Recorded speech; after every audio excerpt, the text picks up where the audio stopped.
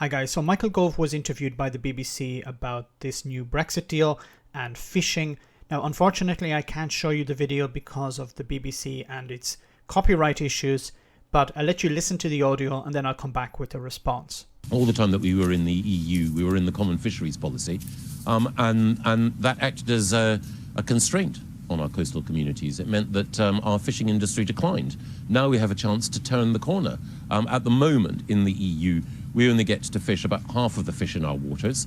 Under this deal, we'll be increasing the amount that we get, increasing it to about 2/3 of the fish in our waters in a few years' time. Mm-hmm. And then after that, we'll be able to go even further. I don't think there's any country in the world that fishes all of the fish in its waters. Even countries like Norway that have had control of their fisheries for years now only fish about 80% of the fish in their waters. Okay. But anyway, we are in a better position than before. And of course, ideally, the transition period of 5.5 years that we're entering now would have been shorter. We wanted just 3, but the European Union wanted 14, so we've got it way down.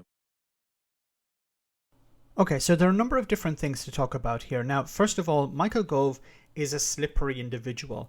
He's the type of person who would tell you that he believed his football team was going to win a match on Monday, and then when you asked him about it again on Tuesday, he would say that was impossible.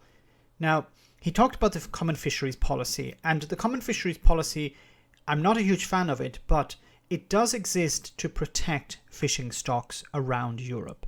So by saying that the reason the fishing communities are suffering is because of the common fisheries policy is sort of missing the point. The fishing communities are suffering for a number of reasons. One reason is the fishing industry has changed over the last number of years. It has gone from small boats to large companies and corporations sending out super trawlers to pick up huge amounts of fish. The industry has completely changed. Ordinary fishermen held in order to fish were sold off to large companies, and they're profiting from this. So the individual coastal towns are suffering, but it's not completely because of the common fisheries policy. And I don't see how moving forward this deal is going to help them. And I'm going to get to a response from the fishing industry itself in a moment. Now, Michael Gove also talked about how there's no country in the world that fishes all of their fish.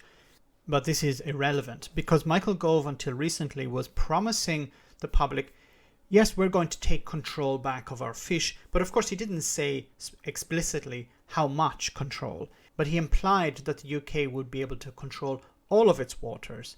This is of course him selling something to the public, selling snake oil, telling the public one thing. Then when he had to answer for it later on, he would say, of course, no, I didn't promise that. I suggested it.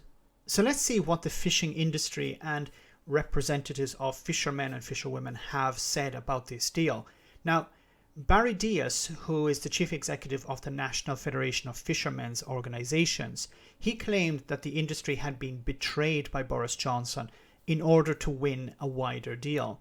He said, and I quote, "In the end game, the Prime Minister made the call and caved in on fish. Despite the rhetoric and assurances that he would not do what Ted Heath did in 1973. Now there was also the UK Fisheries Chief Executive Jane Sandall.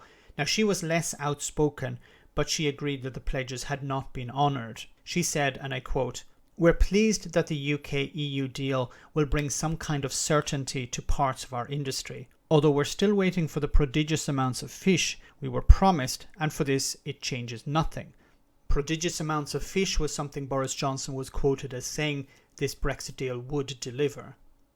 And we seem to have come full circle because David Davis had something to say about this. Now, David Davis was the politician who sat down with Michel Barnier to hammer out the withdrawal agreement. He didn't last very long. He was soon replaced with someone else, but he was part of Theresa May's government. Now, he said, and I quote, "Whatever you think of this treaty, it's going to affect the rest of our lives.